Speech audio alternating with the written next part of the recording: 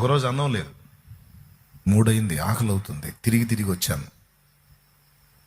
పర్లేదులే, నీ సేవలో ఒకరోజు కడుపు మార్చుకునే అవకాశం దక్కింది, నాకు కూడా చెప్పుకోవడానికి సాక్ష్యం అనుకొని పండుకున్నా. బాగా ఆకలి ఎక్కువైతే తలనొప్పి వచ్చింది. ఆ కండిషన్లో నేనుంటే ఒక తమ్ముడు వచ్చాడు. అన్న సెంటర్కి పోదాం, టీ తాగుదాం అన్నాడు. ఆ టీ కోసం ఇప్పుడు ఆడదాకా పోయి రావాలా, వద్దులే నాయన అని, వెళ్దా నువ్వు తాగిరా నాయన అన్నారా అన్న. కొత్తగా వస్తున్నాడు, ముస్లిం సోదరుడు, మళ్ళీ వెళ్ళకపోతే ఫీల్ అవుతాడేమో, తలనొప్పి పడుతుంది. పోయా, ఆత్మ కోసం, ఆకలి కోసం కాదు, ఆత్మ కోసం పోయా.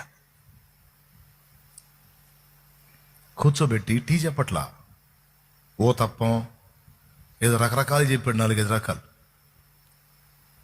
తమ్ముడు నువ్వు టీ అన్నావు, ఇవన్నీ ఏంది? నా ఫీలింగ్ ఏంది, నా దగ్గర డబ్బులు లేవు. దేవునికి స్తోత్రం, ఎందుకు వచ్చిన గొడవ మళ్ళీ? అందుకని అంటే తిన్నట్టే పోజిస్తున్నా, ఆ లోపల కావాలి.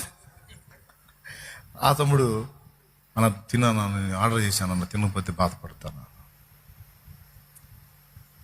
భలేవాడి తమ్ముడు, ఏంది అన్న, నువ్వు మనీ గురించి ఆలోచించొద్దు, నా దగ్గర ఉన్నాయి, నేను ఆల్రెడీ కట్టడానికి సిద్ధంగా ఉన్నాను అన్న.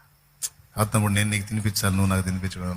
ఏందన్నా చేయకూడదా తమ్ముడుగా, నేను నీకు చేయకూడదా అన్నాడు. ఇంకెక్కువ ఫీల్ అయ్యేటట్టున్నాడు.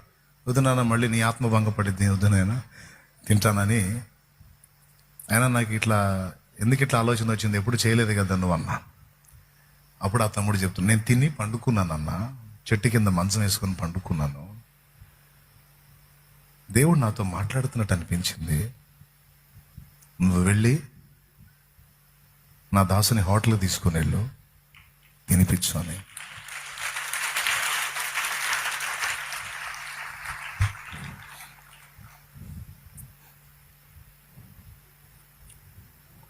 చూడు,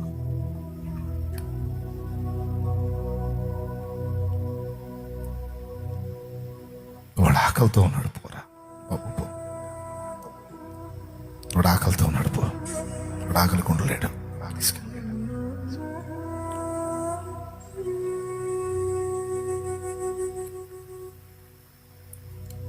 ఓ తప్పేమో కానీ ఈ కన్నీళ్ళు అందులో పడతాను.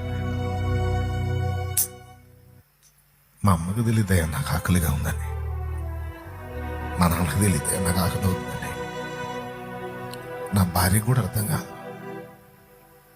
కానీ నా ఆకలి నువ్వు గుర్తించావు. నువ్వు కనబడవు, అన్ని చూస్తానే ఉంటావు, నువ్వు కనబడవు, పక్కనే ఉంటావు. ఒకరోజు